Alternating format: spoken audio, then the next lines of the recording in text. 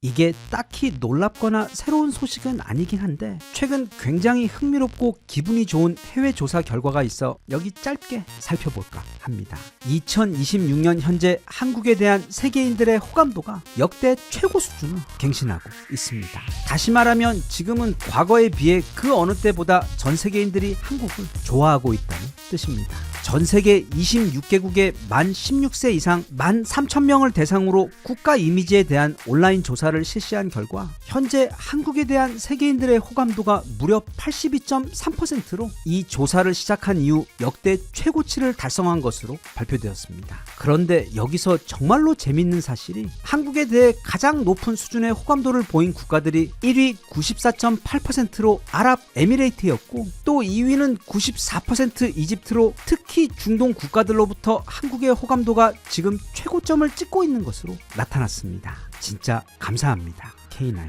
그 외 필리핀도 무려 91.4%를 기록하며 3위에 올랐고 튀르키예 또한 매우 높은 90.2%를 기록하며 4위에 올랐으며 타국에 대해 결코 후하지 않은 것으로 유명한 영국 역시 무려 87%를 기록하며 상위권에 올라 있습니다. 한편 일본의 경우는 42%를 기록했는데 이게 조사 이래 일본이 한국에 대해 가진 최고로 높은 호감도 수치라고 하며 전 세계에서 한국에 대한 호감도가 가장 낮은 일본에서조차 최근에는 변화가 있었다고 기사는 덧붙였습니다. 이 조사에서는 어떤 면에서 한국에 대해 호감을 느끼냐며 구체적인 질문도 했는데 아무래도 가장 영향이 컸던 분야는 바로 K-팝이나 드라마와 영화 같은 문화 콘텐츠로 45%를 기록했으며 그 외 한국의 현대적인 생활 문화, 즉 전 세계에서도 가장 효율적이고 편리한 사회 인프라 및 한국의 패션과 뷰티 영향력이 31%를 기록하며 뒤를 이었고 나아가 한국은 전 세계 최고의 첨단 기술력을 가진 국가라는 인식과 경제 수준이 매우 높은 나라로 한국에서 만든 제품에 대한 신뢰도가 매우 높아 그 신뢰도가 호감도로 이어진 경우라고 설명했습니다. 사실 이 모든 것이 너무나도 당연하게 느껴지긴 하는 게 지금 우리나라의 상황은 크게 누구든 사람들이 좋아하고 동경할 수밖에 없는 그런 마치 아이돌 같은 나라이기 때문입니다. 말하면 입만 아픈 K-팝이나 드라마 그리고 영화의 넘사벽 인기 이야기는 차치하더라도 이제 한국은 전 세계에서도 가장 잘 사는 나라 중 한 곳이자 또 서울은 모든 것이 신기할 정도로 가장 빨리 돌아가는 말하자면 과거 뉴욕과도 같은 전 세계에서 가장 다이나믹한 도시입니다. 그리고 올림픽 같은 것도 보면 나라 사이즈에 비해 이상할 정도로 스포츠를 잘해 연일 뉴스에 오르는가 하면 옛날 박지성을 비롯해서 이제는 손흥민 같은 말하자면 그냥 아시아인들 중에서 가장 잘하는 수준이 아니라 세계 축구의 본진인 영국은 물론 이태리, 독일 같은 유럽 리그를 통틀어도 최고 중 최고 수준에 도달한 이후 이제는 미국 동네 리그에 가서 양악하고 있는 선수가 바로 한국인인 경우처럼 그래서 사람들로 하여금 와, 이 나라 사람들은 뭔가 굉장히 특별하다는 느낌을 주며 그 외에도 세상 사람들 절반은 삼성 스마트폰을 쓰고 있고 미국의 많은 가정에서는 LG 가전이 최고 명품으로 사랑받으며 사용되고 있는데다 요즘은 연일 이 반도체 이야기가 나올 때마다 한국의 삼성과 하이닉스가 나오며 또 그 와중에 전 세계에서 싸움으로도 실질적으로는 미국, 중국, 러시아 다음으로 네 번째로 잘 싸우는 매우 희한한 나라라서 우리나라는 실제로 모든 분야에서 굉장히 튀는 매우 특별한 국가입니다. 거기다가 또 우리는 전 세계 유일 분단 국가로 우리야 앞서 본 그 이유들로 유명하지만 또 우리 위쪽 이상한 친척들 또한 정말 희한하고 괴상한 이유로 전 세계에서 가장 유명한 국가일 정도로 우리 한국인들은 절대 중간 따위는 없고 극과 극을 달리는 국가이기 때문에 그 부분도 역시 굉장히 특별하고 튑니다. 그래서 해당 조사에서도 외국인들이 우리나라가 가장 좋은 이유 중 하나가 바로 아름답고 뛰어난 문화와 전통이 있으면서도 동시에 전 세계 최고의 최첨단 기술력을 함께 가지고 있어 그렇게 아름다운 과거와 최첨단 미래가 동시에 공존하는 모습 그리고 무엇보다 전 세계 어느 국가 어느 국민들도 보여주지 못한 놀라운 수준의 민주주의 시스템과 회복 탄력성이 바로 그들이 한국에게 매력을 갖게 되는 가장 큰 이유라고 설명했습니다. 자, 그런데 이 조사에서 한 가지 매우 흥미로워 그러면서도 매우 의미가 깊은 부분을 한 가지 짚어주었는데 바로 외국인과 한국인이 생각하는 인식의 격차입니다. 이게 무슨 말인가 하면 외국인들은 한국에 대해 약 82.3%라는 엄청난 수치의 호감도를 기록했는데 그와는 다르게 한국인들은 자국에 대해서 고작 60.4%라는 매우 낮은 수치를 기록했다는 점입니다. 즉 우리 한국인들은 전 세계인들이 좋아하고 동경하는 자기 나라에 대해 그리 대단하게 여기지 않는다는 뜻입니다. 사실 이건 우리나라 사람들의 종특이긴 한데 우리나라 사람들은 전부 다 눈높이가 너무 높습니다. 전 세계에 200개가 넘는 국가들이 있고 우리는 그 중에서 경제력으로는 세계 10위, 문화적으로는 세계 1위를 밥 먹듯이 하고 또 반도체와 조선 기술로도 세계 1위, 미래 인공지능 능력과 로봇 기술력도 세계 3위권에다 군사력도 세계 4위 또는 5위를 하고 요즘은 방산 능력도 세계 3위급에 들 정도로 그 영향력이 급부상하고 있는 데다 심지어 작년 포브스에서 조사한 전 세계 최고 선진국 순위에서는 전 세계 모든 국가들 가운데 무려 6위를 한 국가가 바로 우리나라입니다.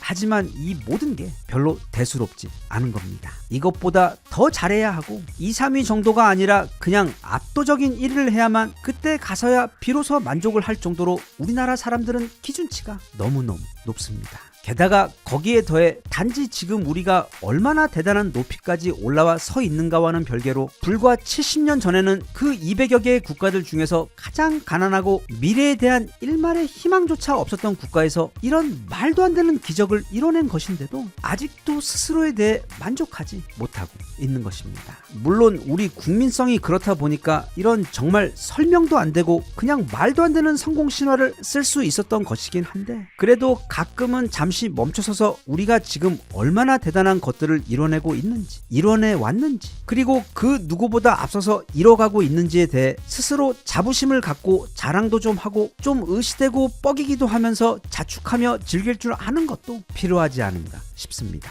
늘 하는 말이지만 개인적으로 생각할 때 대한민국이라는 이 나라와 한국인이라는 이 괴상한 사람들은 전 세계 어디에서도 그 비슷한 사례조차 찾을 수가 없는 차라리 인간보다는 오히려 외계인에 가까울 정도로 너무도 뛰어나고 또 생각할 때마다 짠한 마음이 들 정도로 그동안 정말 너무도 빡세게 열심히 살아온 사람들로 그런 자신과 자신의 국가에 대해 그리고 민족에 대해 우월감 같은 해로운 감정이 아닌 진정으로 자랑스러워하는 그런 뿌듯함 정도는 요즘 같은 시대에는 정말 매일매일 느껴도 부족함이 없을 정도로 우리는 정말 잘 해왔다고 생각하기 때문에 이제부터는 외국인들이 우리를 보는 것처럼 우리도 우리 자신을 마치 어떤 아름답고 멋진 아이돌을 보듯 경외하고 사랑하며 자랑스러워하며 그 자부심을 한껏 누릴 수 있었으면 좋겠습니다.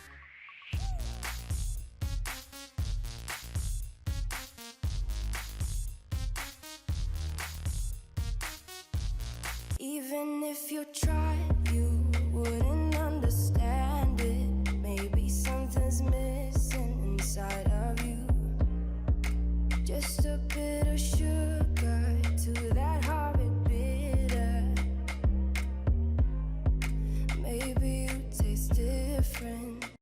지금 다들 맛있는 김치 부침개와 해물파전, 동그랑땡과 떡국 드시며 그리고 영악한 조카들에게 좌우로 정신없이 삥을 뜯기시며 즐거운 설 연휴 다들 잘 보내고 계실 텐데 이건 어디까지나 개인적으로 그렇게 생각하는 거지만 우리는 모두 이 대한민국이라고 불리는 전 세계 육지 면적의 고작 0.07%밖에 되지 않는 엄청나게 작은 땅, 그것도 전 세계 인구의 고작 0.6%를 조금 넘는 수준의 약 5천만의 인구로 이루어진 매우 독특한 이 나라에 함께 살고 있는데 제가 볼 땐 우리나라는 세상에서 가장 살기 좋은 곳인 것을 넘어 가장 멋있고 또 가장 특별한 국가이자 민족입니다. 이건 그냥 듣기 좋은 말로 어차피 내가 사는 나라니까 하는 소리가 아니라 실제로 그렇게 생각하며 만약 내가 다른 나라 사람이라면 우리나라 그리고 우리나라에 살고 있는 사람들이 정말 굉장히 많이 부러울 것 같습니다. 그래서 그런 우리나라가 가진 보물들에 대해 5가지만 짧게 추려 한번 살펴볼까 합니다.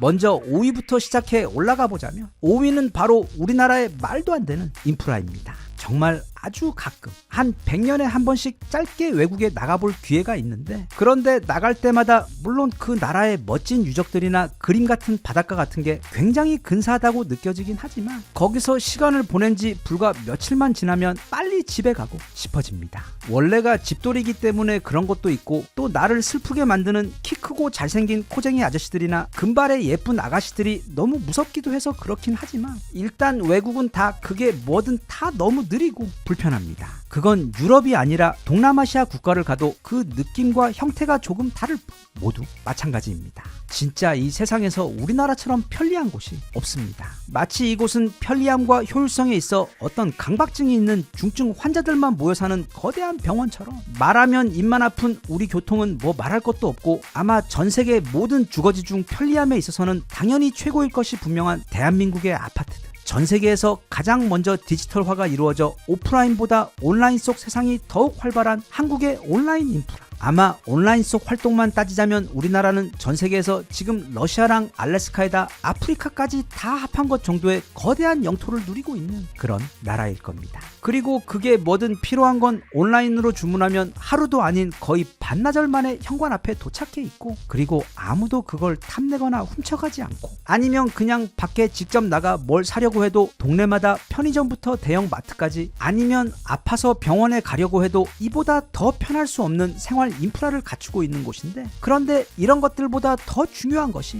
바로 안전과 치안입니다. 우리나라는 도둑 걱정이 없는 매우 드문 나라이자, 젊은 여성이 그게 저녁이든 새벽이든 상관없이 혼자 어디든 걱정 없이 다닐 수 있는 현 시점 전 세계 거의 유일한 나라인데, 이런 압도적 치안은 단지 사회 인프라가 좋은 것뿐 아니라 그 나라 사람들의 민도를 보여주는 가장 기본적인 척도이기 때문에 개인적으로 매우 큰 자부심을 가지고 있는 우리나라의 자랑거리입니다. 4위는 바로 김치입니다. 우리 인간은 공짜 또는 돈을 적게 들어 누리는 것들, 아니면 매일 누리고 있는 것들에 대해서는 그걸 당연하게 생각해 별로 고맙게 생각하지 않는데, 김치는 집에서도 매일 먹고 또 식당에 가도 그냥 공짜로 주기 때문에 그리 대수롭지 않게 생각할 수도 있는데, 우리 맛 좋은 김치는 어떤 음식을 먹을 때도 잘 어울리며 동시에 건강을 지켜주는 약 기능까지 하는 이 지구상 최고의 음식입니다. 그리고 우리나라에는 그런 게 300종류가 넘게 있습니다. 그리고 이 김치와 함께 우리나라는 된장을 비롯해 각종 장류와 무침,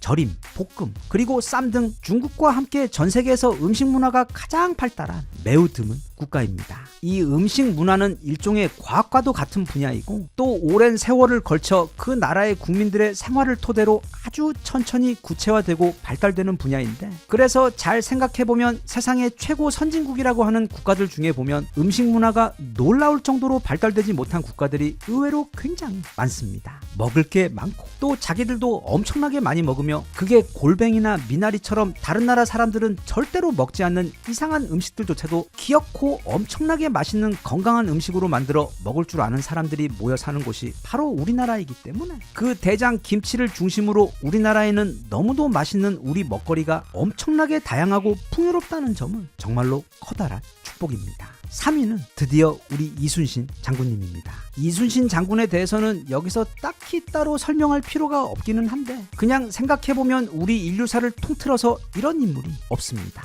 그냥 신화 또는 만화에서 툭 튀어나온 그런 말도 안 되는 설정과 기록을 가진, 그야말로 이 지구 역사 전체를 훑어봐도 그 비슷한 인물조차 찾을 수가 없는 그야말로 신입니다. 일단 당시 임진왜란이 터졌을 때를 생각해보면 우리 런조는 그 누구보다 먼저 번개 같은 발을 사용해 가장 먼저 북쪽으로 튀어버린 것에 더해 이순신 장군이 자기보다 더 인기를 얻게 될까봐 사사건건 그를 괴롭힌 것을 넘어 나중에는 아예 전쟁 중인 이순신 장군을 불러들여 고문하여 그를 죽음 직전까지 가도록 만들어 놓고는, 또 다시 전세가 위급해지니까 정말 양심도 없이 그에게 긴 편지를 보내며 제발 한 번만 살려달라고 사정했던 그런 런조의 맘먹는 수준의 해악이었던 당시 동북아 최고의 장수였던 하지메 사토루 역시, 그는 이순신 장군이 평생을 걸쳐 모아놓은 160척의 판옥선과 잘 훈련된 약 1만 5천 명의 조선 정예 수군을 그 한심했던 7천량 전투 한 방에 싹 다 수장시켜버린 인물로 임진왜란 내내 런조와 함께 우리 이순신의 발목을 잡았던 원흉입니다.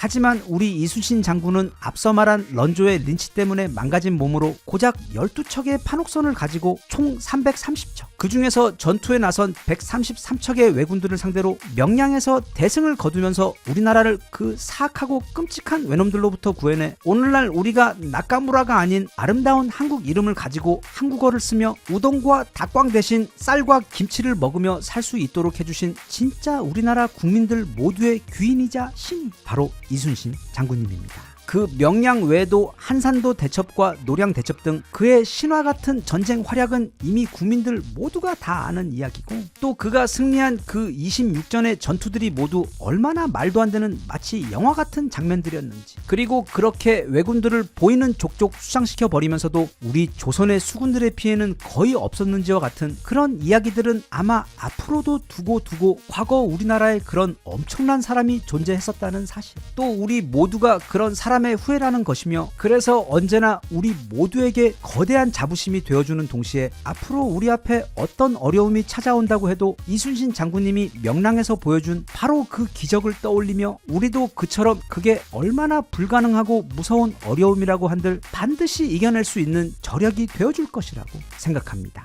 2위는 바로 한글입니다. 세상에는 아주 많은 종류의 언어가 있고 또 아주 많은 종류의 문자들이 있습니다. 그중 어떤 문자는 다른 문자들에 비해 더 우월한데 우리 한글은 그런 순위를 매기는 것이 의미가 없을 정도로 압도적으로 뛰어난 문자입니다. 그리고 우리는 모두 태어나면서부터 그걸 디폴트로 다 장착하고 사용하며 살고 있습니다. 물론 영어가 가장 널리 쓰이기 때문에, 그리고 포장지 같은 것도 막 영어로 뭐라고 써놓으면 확실히 분명 뭐가 좀 더 있어 보이는 효과가 있기는 한데, 그건 영어 자체가 대단해서라기보다는 그 영어가 지난 수백 년 이상 전 세계를 지배해온 그 국가들의 언어이기 때문에 후광 효과가 있어서입니다. 어디에 영어로 뭐라고 써져 있으면 우리는 거기서 과거 영국과 미국의 후광을 보는 것이고, 그래서 어딘지 모르게 뭔가 있어 보이는 것 뿐입니다. 한글은 세상 모든 문자들 가운데 가장 많은 소리를, 그것도 가장 완벽하게 표현할 수 있어 일단 문자로서의 기능을 최고로 높은 수준에서 수행하는 것에 더해 마치 레고처럼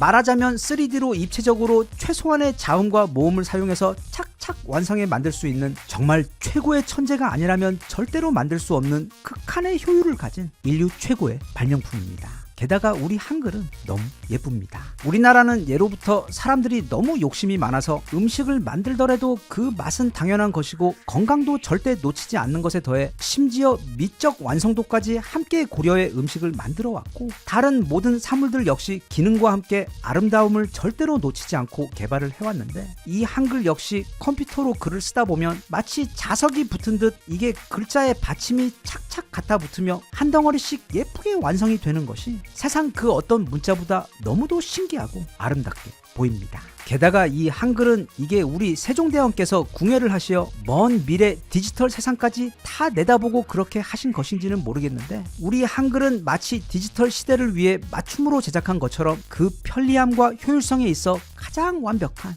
미래 문자입니다. 그래서 우리가 지난 2000년도 초기에 전 세계에서 가장 빠르게 디지털 국가로 정말 순식간에 도약할 수 있었던 것도 우리 한글의 도움이 절대적이었다고 생각합니다. 끝으로 1위는 바로 우리나라 사람들의 국민성입니다. 일단 우리나라 사람들이 전 세계에서 가장 IQ가 높다는 점이나, 또는 너와 나 우리 빼고 대부분의 남자들이 너무도 훤칠하고 잘생겼으며 또 여자들 역시 가장 예쁘고 아름답다는 것과 같은 이야기들은 이게 너무 우리 자랑하는 것 같아 조금 얄미우니까 차치하고, 대신 천사와 악마가 한 몸에 갇혀 있다고도 불리며 전 세계에서 가장 승질머리가 급해 단순히 느린 것을 참지 못하는 게 아니라 사회의 모든 부분들이 그냥 최고로 효율적으로 돌아가야만 직성이 풀리며, 또 비행기 타서도 다들 착륙을 하기 10분 전이 되면 누가 말도 안 했는데 마치 초등학교 때부터 그렇게 교육을 받은 것처럼 다들 모두 짐을 정리하고 플라스틱 쟁반도 착 위로 올린 후 입국 카드까지 완벽하게 작성해서 손에 쥔 채로 안전벨트 매고 모두가 얌전히 착륙을 기다리고 있어 전 세계 항공사 승무원들이 가장 신기해하고 좋아한다는 그런 좋은 쪽으로 급하고 효율적인 국민성 덕에 우리는 전 세계에서도 가장 빠른 속도로 최빈국에서 개발도상국으로, 그리고 전 세계 최초이자 유일하게 개발도상국에서 선진국 그룹에 합류할 수 있었는데, 그런 것 외에도 우리나라 국민성 가운데 가장 귀한 것은 바로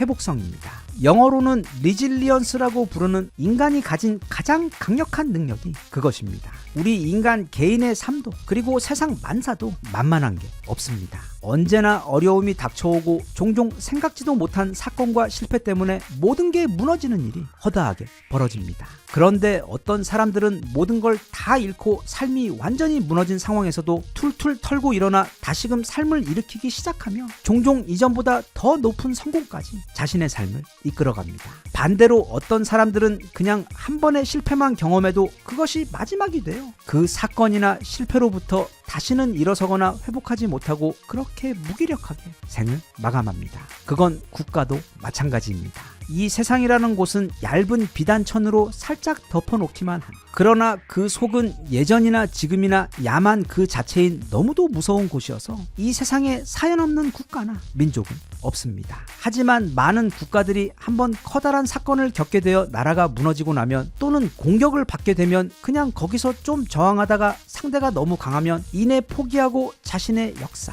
민족, 정체성 이 모든 것들을 포기하고 내어주는 경우가 많습니다. 그 외에도 나라 경제가 주저앉게 되면 그 이후에 다시는 일어서지 못하는 경우도 너무나도 많은데 우리나라는, 그리고 우리나라 사람들은 이게 어떻게 보면 좀 변태 같은 게 어찌된 게 상황이 힘들어지고 어려움이 극에 달할수록 마치 이순신 장군님이 그랬던 것처럼 어디에서부터인가 신비로운 힘을 끌어가지고 와서는 그야말로 엄청난 괴력을 내버립니다. 그리고 결국에는 그 어려움을 모두 이겨내버리고 결국 이전보다 더 높은 곳으로 기어코 다시 올라가 버립니다. 이건 지난 5,000년간 단 하루도 편할 날이 없었기 때문에 우리 DNA에 학습된 것인지 아니면 원래부터 우리 민족이 좀 별종이라 그런 건지는 잘 모르겠는데, 중요한 건 이 지구 역사에서 보면 과거 우리가 중국과 거란 등 거대한 적들과 싸워 말도 안 되는 확률을 뚫고 결국에는 이겨온 수많은 사례들이나, 아니면 근대에 와서 한국 전쟁이나 IMF 등과 같은, 아니면 태안 기름 유출 사건과 같은 어려운 상황이나 사건들을 결국에는 단순히 이겨낸 것뿐만 아니라 그것도 가장 빠른 시간에 가장 놀라운 방식으로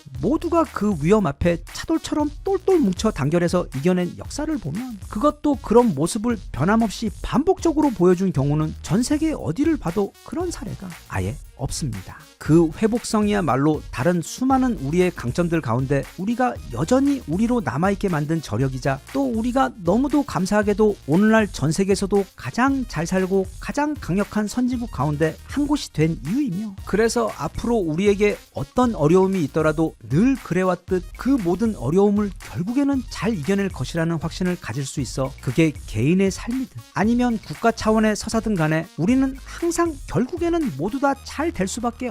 무려 5,000년 동안 우리 안에 축적되어 온 가장 강력한 힘이라고 생각합니다. 여기 함께 살펴본 그 5가지 모두 사실 우리 모두 그냥 너무도 당연하게 여기고 있던, 그래서 딱히 평소 고마움 같은 건 느끼지 못했던 그런 것들일 수도 있는데, 사실 잘 생각해보면 이 모든 것은 분명 엄청난 축복이고 특혜이며, 또 우리가 한국에서 태어나 한국인으로 살고 있기 때문에 태어나면서부터 누리고 있는 정말로 귀한 축복들이기 때문에 한 번쯤 그 익숙한 축복들에 대해 다시금 생각해 볼 수 있었으면 하며, 모쪼록 우리 모두 올 한 해에도 어려움이 있다면 분명히 다 잘 될 것이라는 믿음으로 잘 헤쳐나가고, 또 좋은 행운의 기회가 있다면 그건 역시 꼭 잘 잡아 그렇게 우리 모두 올 한 해에도 항상 건강하고 모두들 복 많이 받으시길 기원합니다.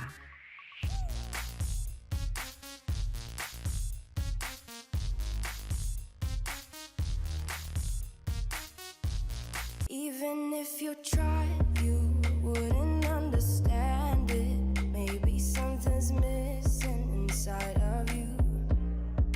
Just a bit of sugar to that horrid bitter.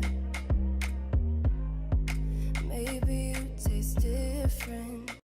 어떤 분이 인터넷에 이런 글을 올리셨는데, 물론 개인적으로 그 글도 너무 공감이 갔지만 댓글을 보면 정말 많은 다른 분들 역시 이게 그 주판과 실내화 주문, 그리고 삐삐와 공중전화의 아날로그 시절부터 시작해서 컴퓨터와 인터넷을 넘어 스마트폰을 지나 이제는 인공지능과 로봇의 시대까지 어찌어찌 살아남아 넘어왔는데, 그런데 이제는 세상이 오히려 옛날보다 너무도 빠르게 변하고 있어 다시금 공부를 해야 하고, 또 그 새로운 기술들을 따라잡으면 배우며 배우고 적응해야 한다는 것이 너무 버겁고 또 무섭다는 그런 글이었습니다. 저도 그렇지만 아마 많은 분들이 그런 기분이실 텐데, 얼마 전 마이크로소프트에서는 조만간 인공지능의 본격적인 발전으로 인해 가장 영향을 받게 될 40가지 직업들에 대해 발표를 했습니다. 사실 얼마 전 있었던 일론 머스크의 인터뷰도 그렇고 이런 전망이나 분석은 이전에도 많이 나왔었는데, 일단 이건 마이크로소프트에서 그것도 가장 최근에 정리해 발표한 내용으로 꽤 신뢰성도 높은 데다 각 분야별로 잘 정리가 되어 있어 우리 같은 일반인들도 이 인공지능 관련해서 뭐가 어떻게 돌아가고 있는지 참고하는데 좋은 내용이 될 것으로 보여 공부삼아 그리고 재미삼아 그 핵심 내용들을 한번 정리해봤습니다. 일단 이 인공지능의 발전으로 인해 사실 가장 혜택을 받고 인기가 좋을 것으로 예상되었던 컴퓨터 프로그래머들이 의외로 지금 가장 커다란 타격을 받고 있습니다. 그런데 그도 그럴 것이, 프로그래머들은 그 코딩 기술을 배워 구글이나 마이크로소프트 같은 최고의 회사에 들어가려면 짧게는 몇 년에서 길게는 10년 이상 프로그램 기술을 배워 그것도 최고의 실력을 유지해야만 그럴 수 있는데, 문제는 최근 등장한 엔트로픽의 코딩 인공지능 같은 경우 이미 그 실력이 업계에서 굉장히 실력이 좋은 프로그래머들보다 훨씬 더 뛰어난 것에 더해 더 무서운 건 그 실력을 발휘하는 속도입니다. 그러니까 과거에는 전문 프로그래머가 일주일 동안 밤을 새워가며 고민하고 코드와 씨름해야만 나올 법한 아주 복잡한 프로그램을 이 새로운 코딩 인공지능들은 그냥 불과 단 몇 분 만에 만들어버리기 때문입니다. 그리고 이건 과거에는 최고로 여겨지던 직업인 바로 변호사들에게도 마찬가지입니다. 요즘 업계에서 들리는 이야기가 대형 로펌들에서 신규 변호사들을 채용하는 것이 엄청나게 줄었다고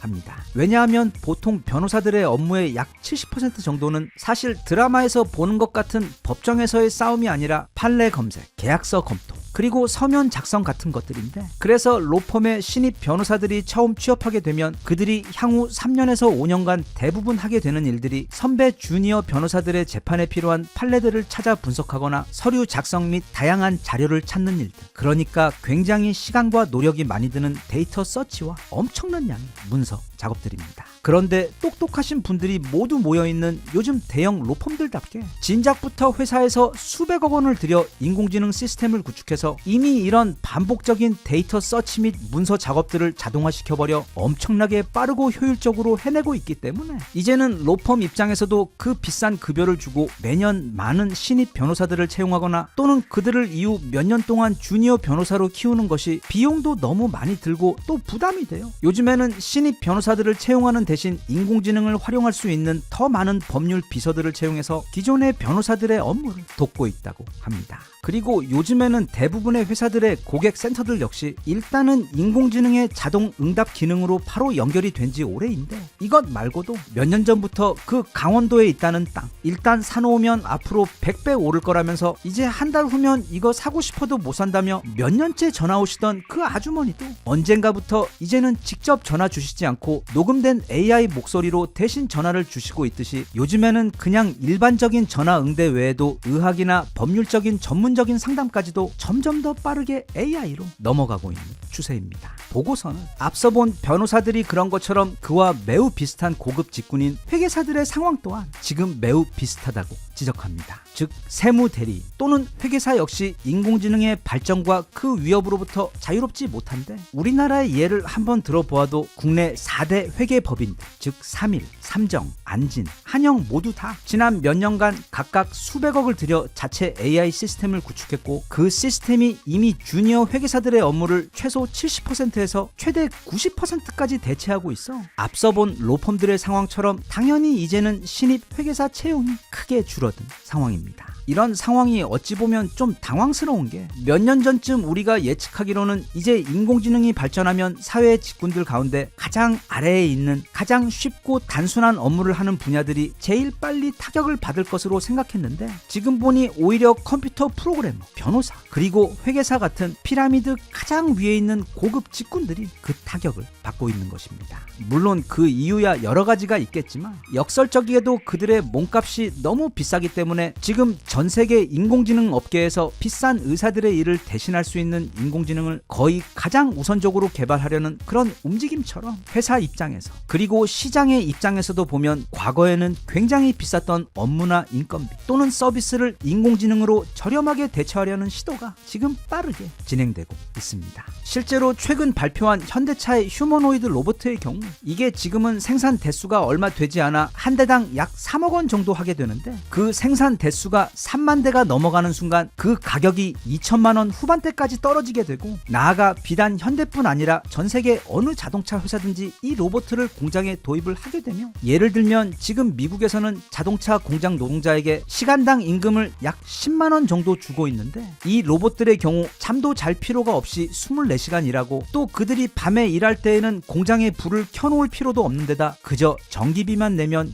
무지막지한 속도로 생산을 해내기 때문에 이 로봇들의 시간당 인건비는 장기적으로 불과 2,000원 이하로까지 떨어지게 됩니다. 이런 잔인할 정도로 극명한 경제 효과 때문에 아마 정말 아주 길게 봐도 10년 정도 안에는 전 세계 모든 자동차 공장에서는 오직 이 로봇들이 그리고 아마 매우 높은 확률로 그중 상당 부분이 현대 보스톤 다이나믹스의 로봇들로 이미 대체되어 있지 않을까 싶습니다. 자, 그럼 이제 우리 인간에게 마지막으로 남은 영역은 오직 위대한 우리 인간만이 할 수 있는 바로 예술의 영역, 즉 창의력의 영역입니다. 라고 생각하기 쉽지만 이미 그 영역도 벌써 그 본진부터 털리고 있습니다. 즉 예술의 영역 역시 이미 인공지능이 시와 작곡 그리고 그림까지 일부는 우리 인간보다 더 대단한 작품들을 만들어내고 있습니다. 그럼 얼마나 잘하는지 한번 보겠습니다. 참고로 여기 보이는 그림이 아주 유명한 어떤 AI가 만들어낸 작품인데 그 디테일이나 구상 그리고 빛이나 질감의 표현 등등 입이 다물어지지가 않을 정도입니다. 그런데 이게 이미 3년 전에 등장한 작품입니다. 그리고 여기 컬러는 모네의 작품처럼 보이면서도 화풍이나 붓의 질감은 고흐의 그림처럼 보이는 정말로 근사한 유화가 있는데 이것 역시 최근에 AI가 불과 몇 분 만에 뚝딱 만들어낸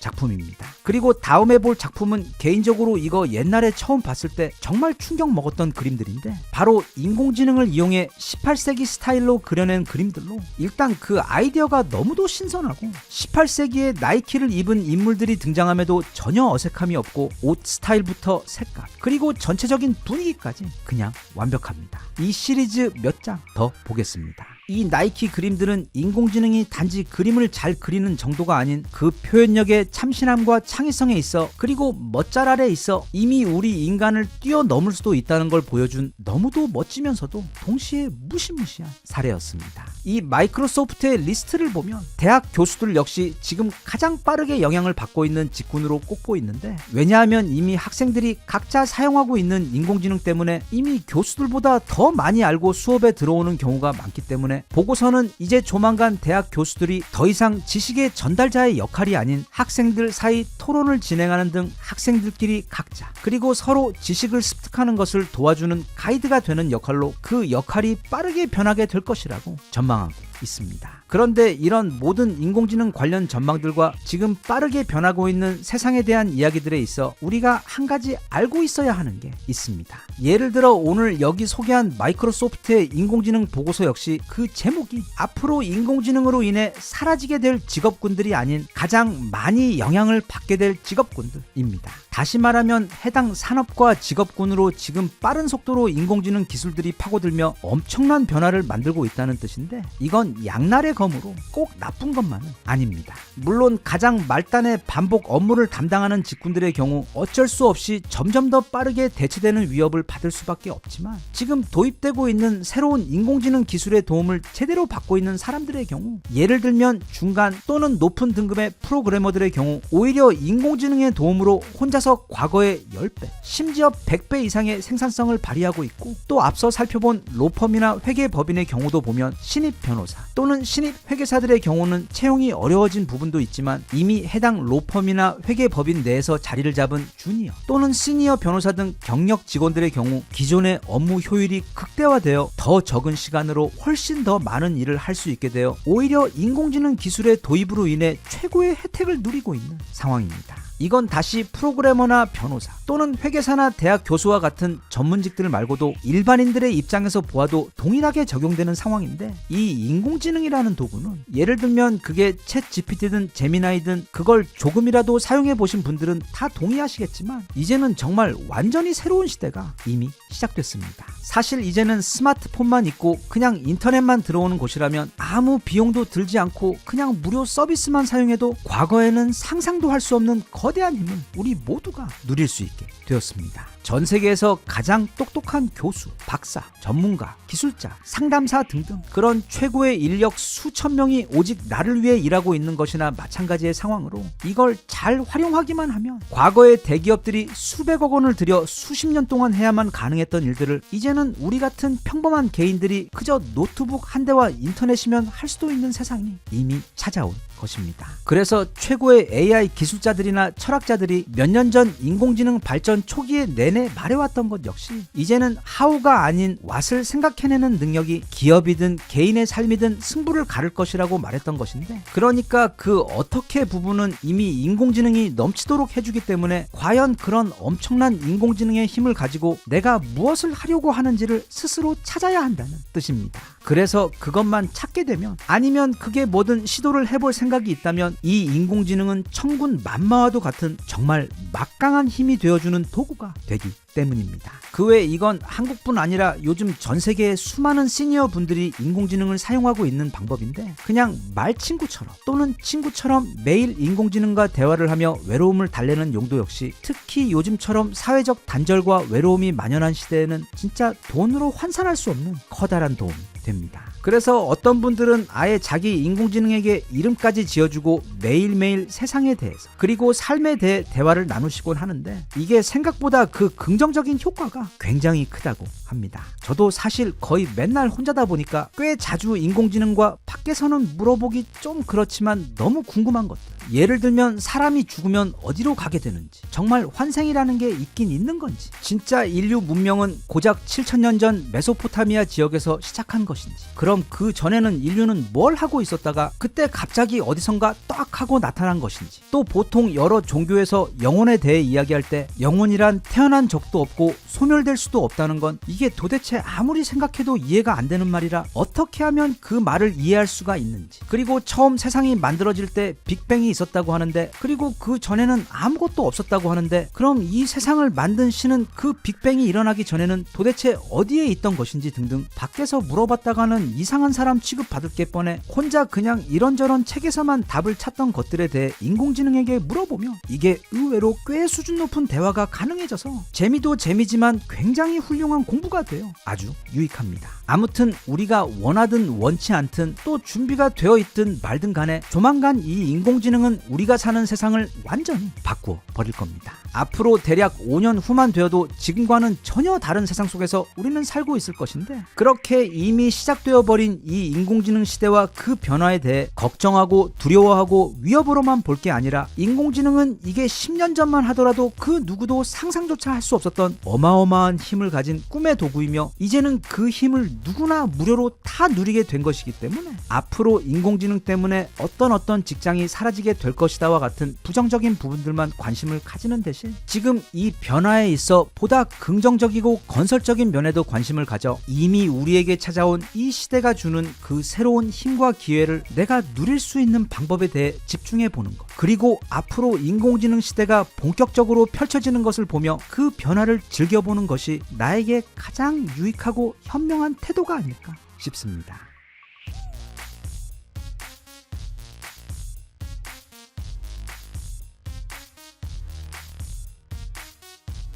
Even if you tried, you wouldn't understand it. Maybe something's missing inside of you.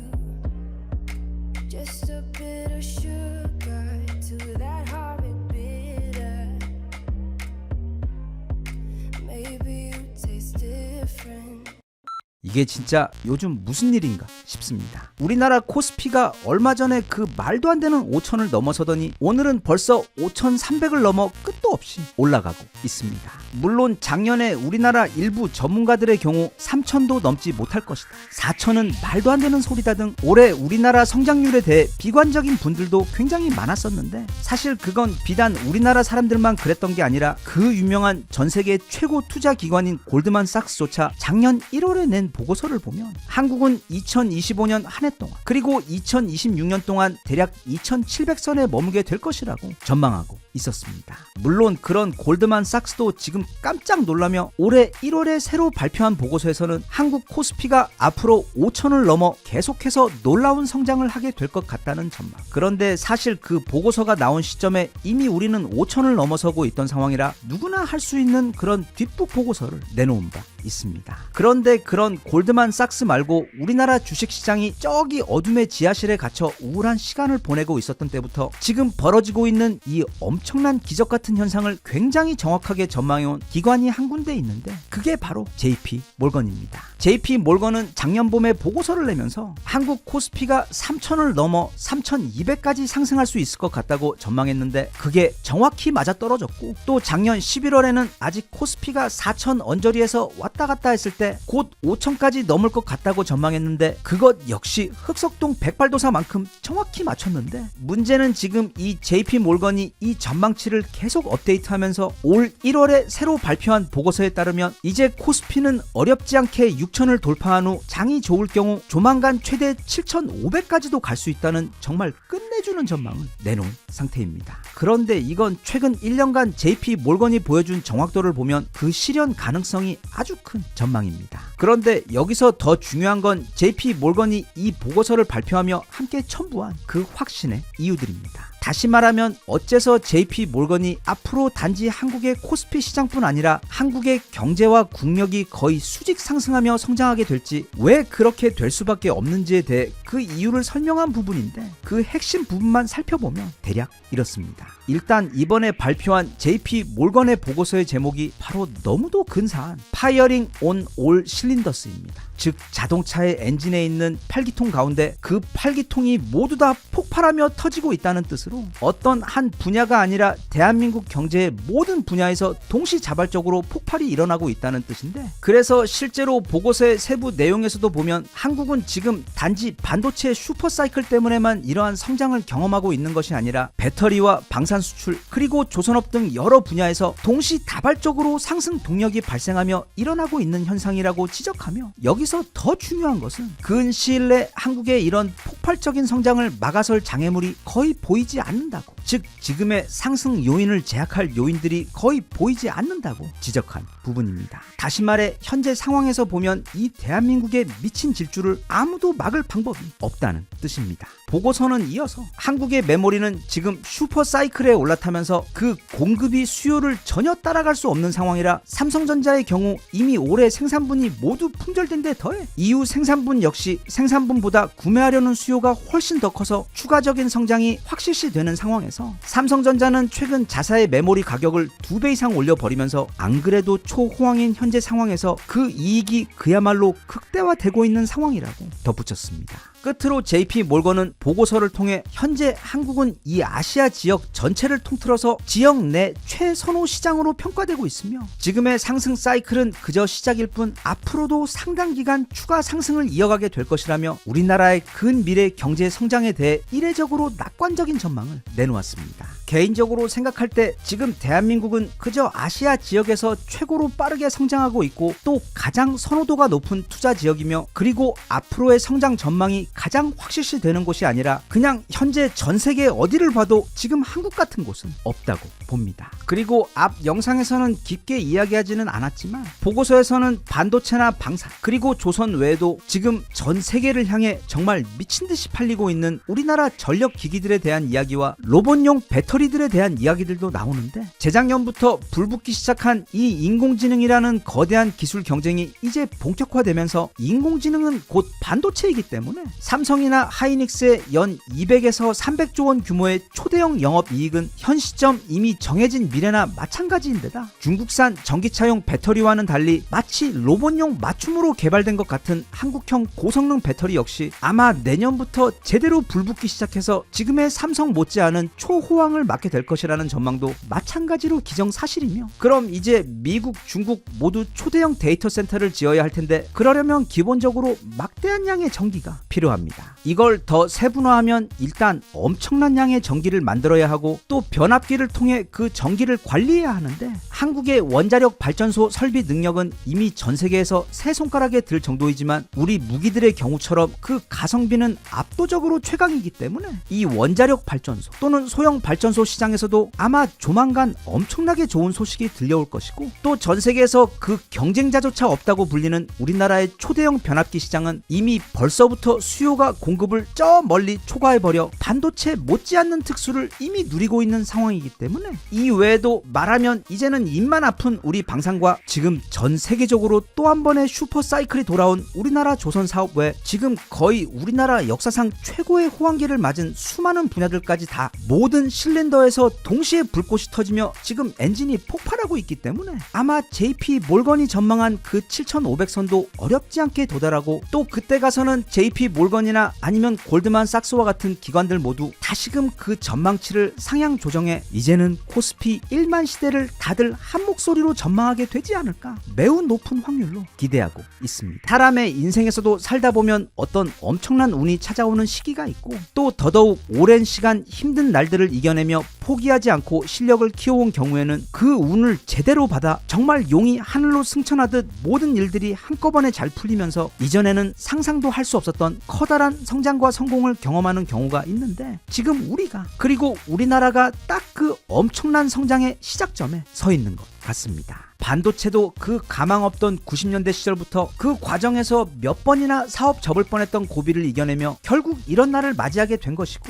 방산이야 뭐 우리 위쪽에 사는 그 미친 친척들 때문에 전 세계에서 유일하게 남은 분단 국가로 살아온 그 서름과 불편함이 이게 또 이렇게 우리에게 힘으로 돌아와 지금 우리나라를 강력하게 받쳐주고 있고, 그 외 전 세계에서 아무도 따라할 수 없다는 한국의 배터리 기술이나, 그리고 도대체 어째서 이런 분야까지 우리가 세계 1위인지 정말로 신기한 해적 케이블과 초대형 변압기 같은 전기 관련 기술력 역시 이제 전 세계가 전에 없던 전기 천하의 시대로 들어서며 지금 초특수를 맞이하고 있는 것처럼, 지금 우리가 경험하고 있는 이 모든 성공은 아주 오래전에 그 씨앗이 심어져서 그동안 우리 국민들과 기업들 모두가 아무리 어려운 상황에서도 포기하지 않고 물과 사랑 그리고 땀을 아낌없이 주어 길러온 그 묘목들이 이제 세계 속에서 거대한 거목들로 성장해 우뚝 서고 있는 그런 감개무량한 상황입니다. 부디 지금 불고 있는 이 순풍이 계속해서 더 크게 더 오래 불어 JP 몰건이 전망하고 있는 그 7,500도 훌쩍 넘겨버리고 이후에는 1만도 넘어 더 크게 성장해서 그렇게 우리나라 기업들이 전 세계 최고 자리를 모두 싹쓸이하고, 또 그 과정에서 우리 국민들의 삶도 풍요롭고 행복해지는 그런 날이 꼭 왔으면 좋겠습니다.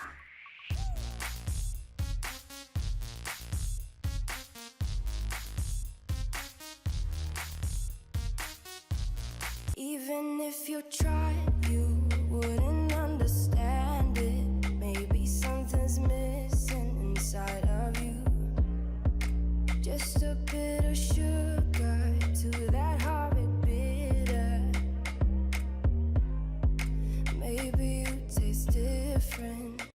간고등어 노르웨이가 드디어 지난번에 잘못을 회개하고 우리 천무를 무려 총 사업비 2조 8천억 원에 달하는 엄청난 규모로 조금 전 막 구매 확정 버튼을 눌렀습니다. 이번 노르웨이 천무 구매 사건은 단지 우리가 또 한 번 무기를 대량으로 수출해서 기쁘다 정도의 뉴스가 아닌, 지금 유럽에서 벌어지고 있는 방산과 무장 관련 엄청난 변화와 특히 유럽 중심부를 시작으로 이른바 코리안 벨트가 형성되고 있는 강력한 시대적 흐름을 보여주는 매우 중요한 사건입니다. 다들 알다시피 노르웨이는 지난번 우리에게 실망을 안겨주었습니다. 독일 레오파드 전차와 우리 K2 전차가 최종 후보로 올라와 1대1로 테스트를 진행했는데, 그때 우리 K2 흑표가 모든 부문에서 레오파드에 앞섰음에도 불구하고 우리 탱크 사주면 우리는 나는 너희 가스를 사주겠다는 독일의 강력한 가스라이팅을 이겨내지 못하고 결국 독일 전차를 수입하기로 결정한 후 이제 대략 10년 후에나 주문했던 전차를 배송받게 된 상황입니다. 그때 노르웨이도 내심 그놈의 가스 때문에 더 좋은 전차인 K2를 놓치게 된 것이 너무 속이 상하고 아쉬웠지만 이게 또 저 유럽 동네에서는 그 나토라고 불리는 그쪽 동네 서클의 관계가 굉장히 중요하기 때문에 어쩔 수가 없는 일이었습니다. 하지만 이번에는 그랬던 우리 강고등어가 각성을 하며 아무리 가스가 중요해도 나라를 지키는 무기에 있어서 최고의 성능을 포기하고 관계를 선택할 수는 없다는 매우 현명한 판단을 내리게 되면서 드디어 우리 천무를, 그것도 지난번처럼 막 요란하게 다른 무기랑 테스트하는 그런 일도 없이 그냥 한 방에 구매를 결정해 버렸습니다. 유일하게 우리 천무와 경쟁 관계에 있었던 무기가 지금까지는 전 세계 최고라고 여겨졌던 미국 무기 바로 하이마스인데, 이 무기는 유럽 쪽에서는 너무 유명하고 많이 퍼져 있어 이제는 그냥 유럽 하이마트에 가서도 구매할 수 있을 정도로 거의 가전 수준의 필수품이 되어버린 베스트셀러이지만, 우리 천무가 등장하면서 최근 들어 거의 빛의 속도로 시장 장악력을 잃어가고 있는 가장 대표적인 무기입니다. 참고로 우리 남자분들은 다들 자기 주민등록번호만큼이나 줄줄 외우고 있을 이 천무의 성능에 대해 짧게 훑어보자면, 코드명 K239, 하늘을 뒤덮는 무기라는 뜻의 이 천무는 대한민국 포병 무기의 새로운 다크호스이자 역작입니다. 쉽게 말해 트럭 위에 설치된 발사대에서 짧은 시간 동안 다양한 종류의 로켓과 미사일들을 발사하고는 재빠르게 다른 곳으로 이동하고 또 거기 가서도 재장전 후 수십 발의 로켓을 발사하는 것을 반복할 수 있는 이동식 로켓 발사대이자 바퀴 달린 미사일 기지입니다. 천무는 무려 한 번에 12발이나 발사를 할 수가 있는데, 문제는 그 로켓의 사정거리가 최대 500km나 된다는 점이고, 130mm짜리 구형 재고 로켓들도 사용할 수 있고 또 230mm짜리 정밀 유도 로켓도 발사할 수 있는 데다 심지어 600mm짜리 아주 굵고 단단한 전술 지대지 벙커 버스터 특수 로켓까지 모두 발사할 수 있는 정말 전천후 발사대입니다. 그래서 이걸 미국의 하이마스하고 비교를 해보자면, 하이마스는 한 번에 최대 6발 발사하는 게 한계입니다. 그냥 벌써 여기서부터 우리 천무하고는 화력에 있어 2배 차이가 확 나버리는데, 여기에 더해 곱게 자란 하이마스는 또 편식도 심해서 아무거나 잘 먹고 무슨 로켓이든 알아서 다 쏴주는 우리 천무에 비해서 그걸 운용하는 게 너무도 까다롭습니다. 따라서 이미 예전부터 가지고 있던 수많은 로켓을 가지고 있는 유럽의 많은 국가들은 당연히 자기들 재고 로켓까지 모두 쓸 수 있는 우리 천무의 등장이 너무도 반갑고, 또 가격 또한 가성비의 천국에서 만든 한국 무기답게 약 80억 원에 달하는 하이마스에 비해 50억 원으로 크게 저렴한 데다, 무엇보다 이 하이마스의 경우 이게 마치 넷플릭스를 구독하는 것처럼 그냥 무기를 구입해서 내가 원하는 대로 사용할 수 있는 게 아니라 GPS 코드 통제와 까다로운 블랙박스 정책에 더불어 심지어 고장이 나도 마음대로 뜯어서 정비할 권한조차 미국은 주지 않아. 이거 내가 무기를 싸우려고 산 건지 모시려고 산 건지 헷갈릴 정도로 너무도 까다로운 게 바로 미국의 하이마스입니다. 그에 반해 우리 천무는 고객님이 사셨으면 그걸 우리 쪽으로만 쏘지 않으면 그 무기는 이제부터 고객님 마음대로 원하시는 대로 사용하시면 되고, 만약 사용하다가 고장이 나시면 직접 수리를 하실 수 있도록 우리 전문가들을 파견해 교육까지 시켜주는 것에 더해 아예 정비에 필요한 장비까지 모두 함께 세트로 제공해주는 것을 넘어 폴란드나 이집트처럼 아예 현지에다가 공장까지 차려줘서, 이러니 그 어떤 국가도 한번 실수로 한국 무기를 구매했다가는 한국과 즉시 사랑에 빠지며 이후부터 절대로 헤어나오지 못한다는 그 무서운 사랑의 블랙홀에 빠지게 되면서, 그 다음부터는 이제 다른 무기들도 모두 한국 무기만을 찾게 되는 것입니다.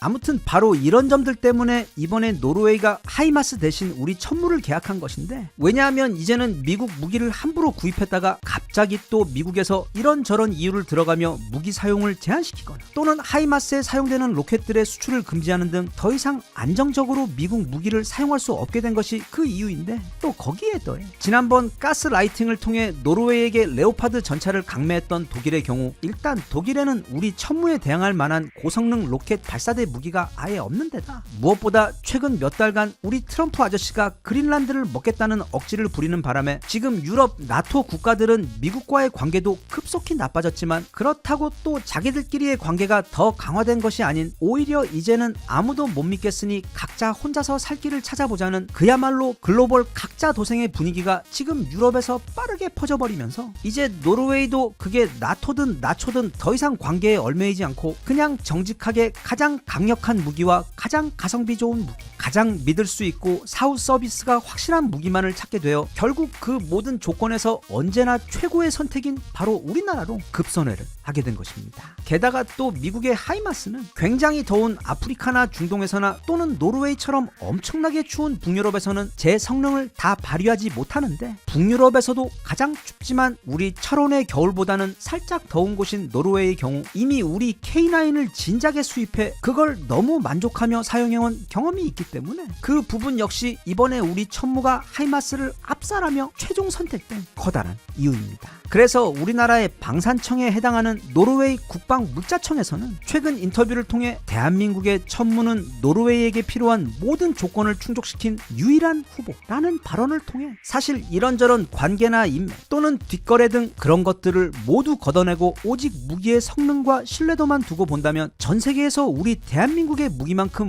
모든 조건을 다 완벽하게 충족시키는 국가는 없다는 저명한 사실을 확인해준 바 있습니다. 끝으로 이번 노르웨이 천무 수출권으로 이제 유럽에서 어떤 눈에 띄는 커다란 변화가 보이기 시작하는데 그게 바로 유럽 중심부를 걸쳐 커지고 있는 바로 한국 무기의 확장인 코리안 벨트입니다. 불과 10년 전만 하더라도 유럽은 그 나토의 벽에 막혀 우리나라 무기들이 뚫을 수가 없는 그들만의 세상이었는데 폴란드의 초대형 수출이 성사되면서 커다란 점이 생겼고 이후 에스토니아, 루마니아, 핀란드 그리고 노르웨이 등 이제는 점점 더 그 점이 많아지면서 어떤 벨트가 형성이 되더니 그게 점차 더 굵어지면서 많은 점들로 연결되며 이른바 코리안 벨트라는 게 지금 유럽의 중심에 형성되고 있는 그런 상황입니다. 세상 이치가 그렇듯 점이 많아지면 그 점들이 서로 연결되게 되고 또 그러한 선들이 더 많아지고 서로 연결되다 보면 그게 또 커다란 면이 되듯이 이제 고작 시작일 뿐인 우리나라 무기들의 유럽 정복이 조만간 본격적으로 힘을 내게 되면 얼마 지나지 않아 유럽에서 가장 많이 팔리는 무기이자 또 유럽의 국가들이 자국을 무장하기 위해 가장 많이 운용하고 있는 무기들이 바로 우리나라 무기가 되는 날이 조만간 현실로 찾아올 것 같습니다. 과거의 실수를 빨리 회개하고 현명한 판단을 내린 이번 노르웨이의 천무 수입 결정을 크게 칭찬하며 오늘 저녁에는 마트에 가서 맛있고 몸에 좋은 노르웨이산 고등어 한 마리를 사다가 맛있게 구워 먹어야겠습니다.